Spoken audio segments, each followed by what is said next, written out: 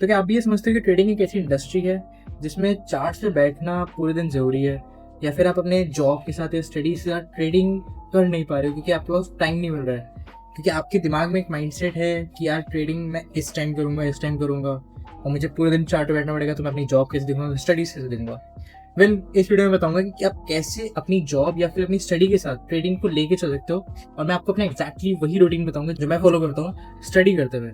मैं स्टडी भी करता हूँ, उसके बाद मैं ट्रेडिंग भी करता हूँ, और वो कैसे मैं मैनेज करता हूँ और वो क्यों करता हूँ उसके पीछे का रीज़न भी दूंगा मैं। सब मैं बताऊंगा इस वीडियो में। तो शुरू करते हैं इसे। तो सबसे पहले तो मैं एक मिथ तोड़ना चाहूँगा। ज़्यादातर लोग सोचते हैं कि ट्रेडिंग और एक सक्सेसफुल ट्रेडर का मतलब वही है जो कि पूरे दिन चार्ट्स बैठता है, पूरे दिन चार्ट्स को एनालाइज करता है और उसके बाद उसे एंट्री मिलती है। ऐसा बिल्कुल नहीं है।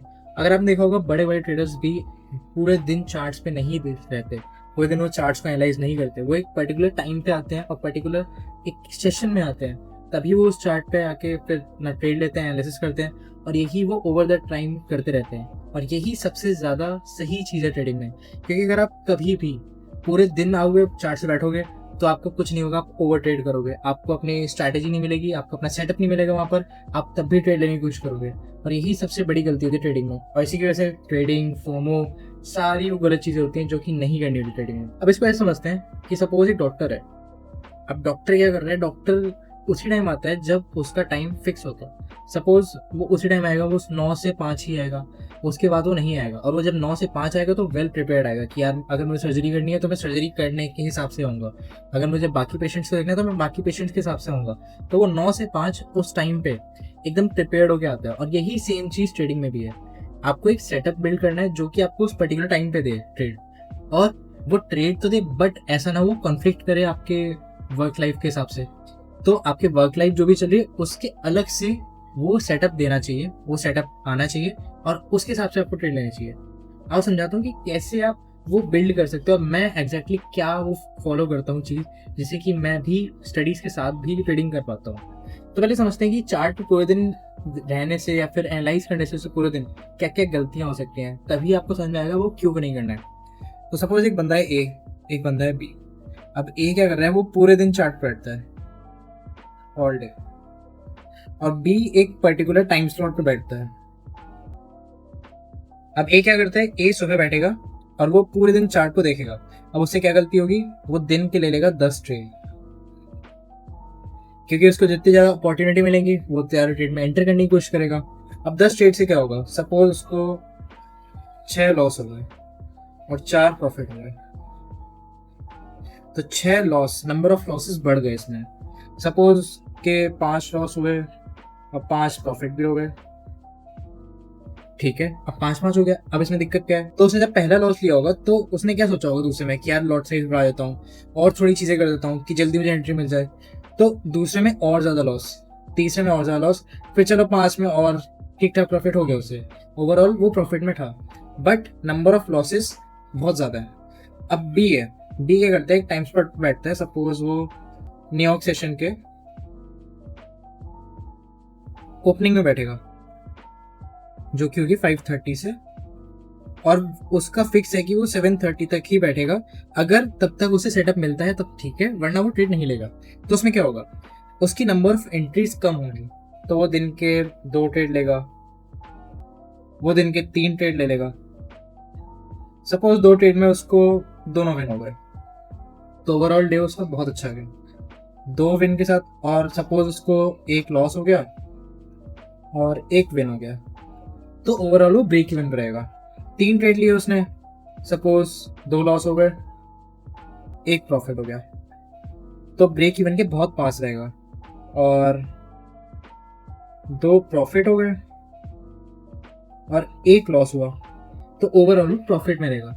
तो इसीलिए एक टाइम स्लॉट बांधना बहुत ज़्यादा ज़रूरी है कि अगर आपको नंबर ऑफ ट्रेड्स कम मिलेंगे तो उतना ही आपको विनिंग ट्रेड्स ज़्यादा मिलेंगे, उतना ही आप ग्रो अच्छे से कर पाओगे, उतना ही आपको वेल डिफाइंड स्ट्रक्चर मिलेगा। इसलिए ट्रेडिंग में 3 चीज़ें बहुत ज़्यादा ज़रूरी हैं।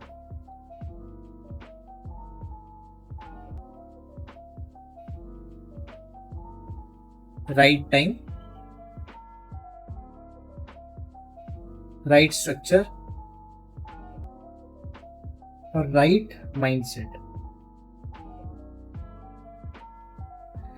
अब राइट टाइम आपका फिक्स हो गया कि आप कुछ टाइम ही बैठ रहे हो, उसकी वजह से आपको एक अच्छा सेटअप मिल रहा है, तो आपका स्ट्रक्चर भी अच्छा हो रहा है। आप जितना कम चार्ट बैठोगे, जितना कम एनालाइज करोगे, उतनी कम आपके दिमाग लगेगा, और जितना कम दिमाग लगेगा उतना अच्छा दिमाग लगेगा, तो आपका राइट माइंडसेट भी हो जाएगा उसमें। इसलिए ट्रेडिंग में जितना कम आप चार्ट्स को देखोगे उतना ज़्यादा आप प्रॉफिटेबल हो सकते हो, उतने ज़्यादा आपके चांसेस ऑफ प्रॉफिटेबिलिटी बढ़ जाती है। और इसीलिए ही आपने बड़े बड़े ट्रेडर्स को देखा होगा कि वो ज़्यादा चार्ट्स नहीं बैठते, वो अपना ओवरऑल वर्क करते हैं और ये सब करते हैं। अब मैं आपको बताता हूँ कि मैं एक्जैक्टली कौन सा रूटीन फॉलो करता हूँ जिसकी वजह से मुझे भी रिजल्ट्स दिखे हैं। क्योंकि मैं पहले क्या करता था, मैं पहले किसी भी टाइम ट्रेड ले लेता था, कभी भी बैठ जाता था, उसकी वजह से बहुत लॉस होते थे। अब मैंने एक टाइम स्लॉट फिक्स करा है, उस टाइम स्लॉट में ट्रेड मिलता है तो ठीक है, अगर नहीं मिलता तो I am done for the day, मैं ट्रेड नहीं लेता। अब मैं बताता हूँ मैं क्या फॉलो करता हूँ। तो मैं फॉलो करता हूँ, जब न्यूयॉर्क सेशन की ओपनिंग होती है